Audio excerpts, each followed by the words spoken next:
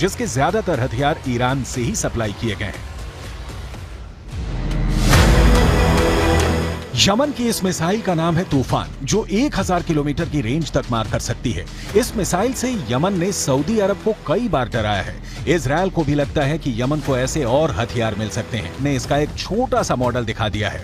इसलिए बड़ी पिक्चर में युद्ध का जो खतरा मंडरा रहा है, उसमें ईरान इजरायल के लिए बहुत खतरनाक साबित हो सकता है। इन दोनों की दुश्मनी किसी भी वक्त युद्ध में तब्दील हो सकती है। अंदर की आग दिखाकर ईरान ने साबित कर दिया है कि उसके खिलाफ चाहे जितनी भी आर्थिक पाबंदियां क्यों न लगा दी जाएं, उसकी ताकत बढ़ती ही रहेगी। ईरान ने हाल ही में अपनी एक मिसाइल का टेस्ट करके बता दिया है कि वो इजरायल को मिट्टी में मिला सकता है। इससे आप ईरान के तेवर को समझ सकते हैं। ये ईरान की नई मिसाइल खुर्रम शहर 4 है, जो टेक्नोलॉजी के मामले में ईरान की बहुत ही खतरनाक मिसाइल मानी जाती है। ये वो ड्रोन है जिससे अमेरिका ने अफगानिस्तान और पश्चिम एशिया में अपने बड़े बड़े टारगेट को खत्म किया है। इसमें अलकायदा का चीफ अल जवाहिरी भी शामिल था। लेकिन अब इसी ड्रोन की नकल बनाकर ईरान अमेरिका को चैलेंज कर रहा है। ड्रोन की रेंज बढ़ती जा रही है और अब इसकी जद में पश्चिम एशिया के वो इलाके भी आ रहे हैं जहां अमेरिका के अड्डे हैं और वो इस ड्रोन को लेकर काफी बौखलाए हुए हैं।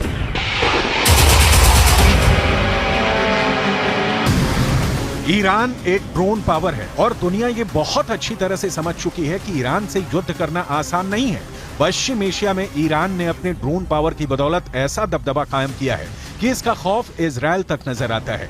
ईरान की ऐसी ही ड्रोन पावर को काउंटर करने के लिए इजरायल अब लगातार अपने आयरन डोम जैसे मशहूर एयर डिफेंस सिस्टम को लगातार अब ईरान का नया ड्रोन मोहाजिर 10 पुराने वर्जन के मोहाजिर 6 के मुकाबले काफी बेहतर है।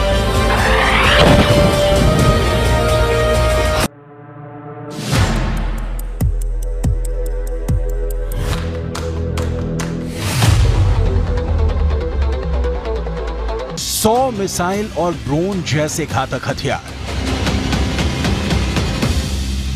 लेकिन टारगेट एक। ईरान की ताकत दुनिया ने बहुत देखी है। आप यमन की पावर देखिए। ये वो देश है जिसने 9 साल से गृह युद्ध झेला। वो अब अपनी ताकत दिखा रहा है।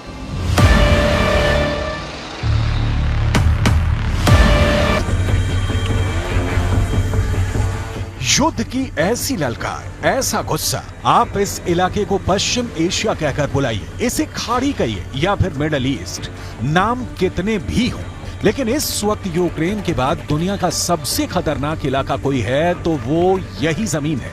पिछले 4 दशकों से ये इलाका युद्ध देख रहा है और अब एक बार फिर यमन और ईरान ने अपनी परेड दिखाकर बता दिया है कि इजरायल और अमेरिका के खिलाफ उसका युद्ध किसी भी ज्यादा कर दिया है कि पश्चिम एशिया के दाएं बाएं वाले देश, वहां रहने वाली करोड़ों की आबादी चौकन्नी